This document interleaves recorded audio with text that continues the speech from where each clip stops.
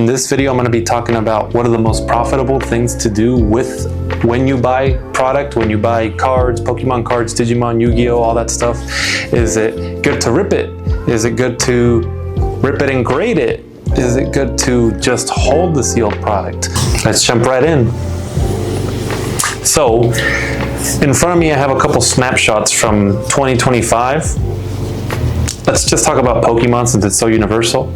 So if we look at some of the boxes that came out during 2025, like Pokemon Journey Together, the average product value for that booster box was about $234. Now Pokemon Destined Rivals, which is a Scarlet and Violet expansion, range from around $245 to $290 for a booster box. Can you guys believe that? $290 for a booster box.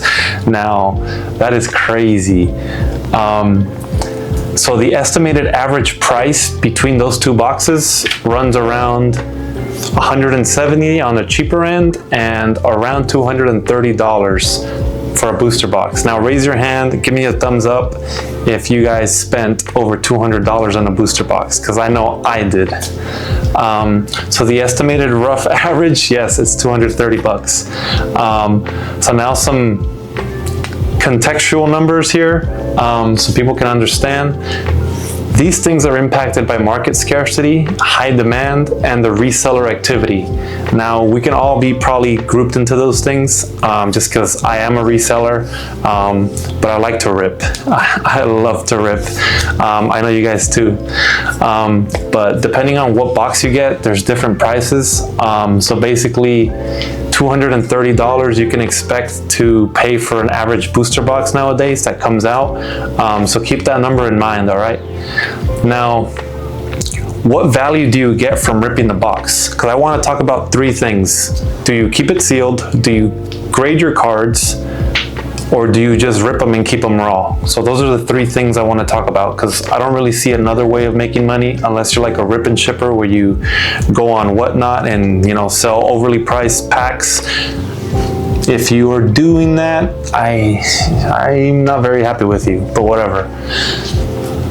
So what is the value you get from ripping the box? Let's talk about the first option, just ripping it, keeping it raw. Let's see what we get. So if you spend around $230 for a booster box, on release week, $230. A month or later, usually that goes down to like, you know, maybe $200, maybe $190 if you're lucky, but usually it remains around $200 range. So now what's the value of it? The value of it, you know, there's chase cards, there's playability in TCG, which is the meta. There's a resale market. A lot of platforms like TCG Player and eBay, prices stabilize, you know, they go up and down, but then they become more stable. And those are some of the things that affect it. So what's the value of the chase cards? What's the playability for the meta? And what's the resale market? So some examples of 2025 sets like Scarlet and Violet Journey Together. You paid around $230 on average. And if you opened it at launch, you only got $150 worth of value. So you lost about 80 bucks at launch.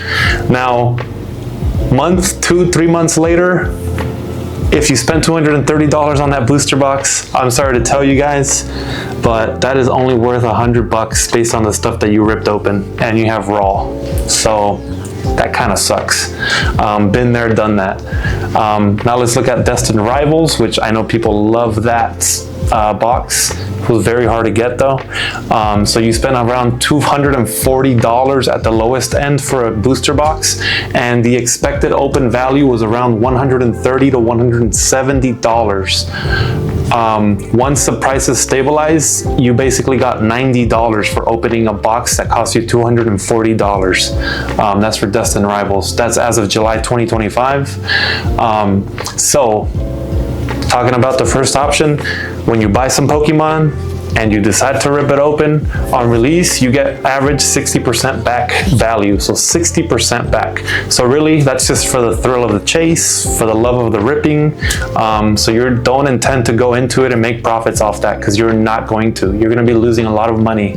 After the release hype fades and you paid all that amount for a Destined Rivals booster box, your value goes down to about 40% per box. So you're 60% in the hole. You're not even making any profit.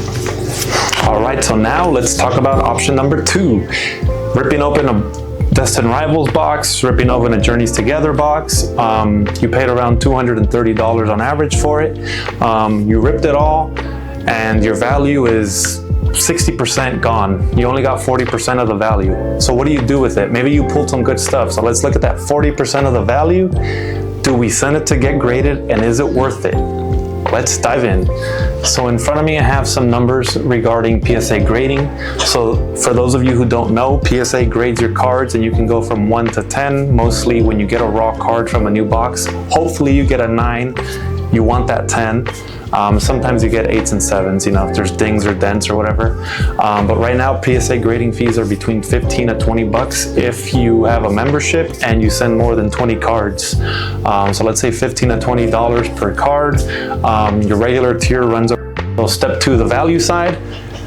Grading pays off when the card is desirable. So if you pay $230 on average for your booster box and you're stuck with 40% of that value after release, you want to only grade the desirable cards. So out of your 40% value, you need to look at what is a desirable card, what is like the chase that you pulled, if you pulled any. If you didn't pull any and all you got is some random cards that are like 5 to 15 bucks, you might not want to send those to get graded. It's a waste of your money. Now the card grades, PSA 10 Gem Mint, are what you want. That's how you're gonna start even scratching the surface of making money. If you get PSA 9s, they often don't increase the value of the card. They're basically the value of a raw card. So you're basically wasted your money. So the raw card's value is already 50 bucks, so grading can multiply it. If you have a $50 chase card and you get a PSA 10, you might get $150 to $200 for it. So that's where you start making some profit, and hopefully you did. So for example, let's look at Destined Rivals. The Chase alternate art card was $150 raw. If you get a PSA 9 for this based on the last 60 days of sales, you can get $160 to $180 for that $150 card. So you maybe get $10 to $30 in profit. If you get a PSA 10, that's when it starts becoming profitable. That becomes a $300 to a $400 card, and that's when you start making money. Commons, uncommons, most EXs, they're not worth grading, so they won't sell for more than what the grading fee is, so don't even waste your money with that. Now the probability out of a booster box that you pull in 2025, you'll usually only get 1 or 2 ultra rares, which are the only cards worth grading. Now your pull rates often mean that you're often gambling $250 to get one chase card. So even if you pull it, centering, surface issues may keep it from even being a 10. So again, it's a gamble, you know? So sealed box versus ripped and graded. Keeping it sealed keeps it safer for long term. Boxes tend to appreciate steadily. If you look at boxes from even 5 years ago, you can see Evolving Skies. I'm looking at you. I opened like 10 booster boxes. Damn it. Lost so much money there, but whatever. So ripping and grading, high risk, high reward. You could turn a $250 box to a $500+ with a PSA 10 chase card, or end up with $100 in graded bulk from your $250. So you want to kind of weigh what you want to do. So bottom line, worth grading, only chase cards, secret rares, alternate arts that are 50 bucks and above. So that's the magic number. If they are a $50 card or above raw, that's when you want to grade it. If it's not, don't even waste your time. The last option, you just bought a lot of Pokemon cards, Yu-Gi-Oh cards, everything that's trading card game related. And you know you don't want to rip it because you're going to lose 60% of the value if it's past the hype era of, you know, release date. And you know you're just gonna go buy the singles to grade them. So the last option is keep it sealed. So why do you want to keep it sealed? Because scarcity increases value over time. That's the same thing with anything. Demand is always what increases the prices of these things. So once a set goes out of print, supply dries up, value goes up. Collector demand, many collectors prefer sealed product because it's pure and unsearched. I am not gonna go buy single packs of Pokemon because I do not want weighed stuff. I don't want anything tampered. I'm gonna go buy a sealed booster box. Even if it's a $300 box from a few years ago, I'm gonna buy that. The nostalgia factor. Old booster boxes like Wizards of the Coast, Sun and Moon, EX, the E-card stuff are worth thousands now. Thousands. And safety. Sealed boxes hold more value and are more reliable than single cards. Single cards fluctuate with the market over time, and just because of the competitive meta for like the people who actually play. So modern sets in the last 2 to 3 years, the average MSRP is about $160. Aftermarket, $230, like I said earlier. Now, stuff that's between 5 to 10 years, modern booster boxes often double or triple in value if they are out of print. Again, Evolving Skies is a great example of this, and I'm gonna throw some value equations up on the screen for you guys to see. So yeah, Evolving Skies is a great example of a set that just came out, and it's great if you would have invested in it and kept it sealed.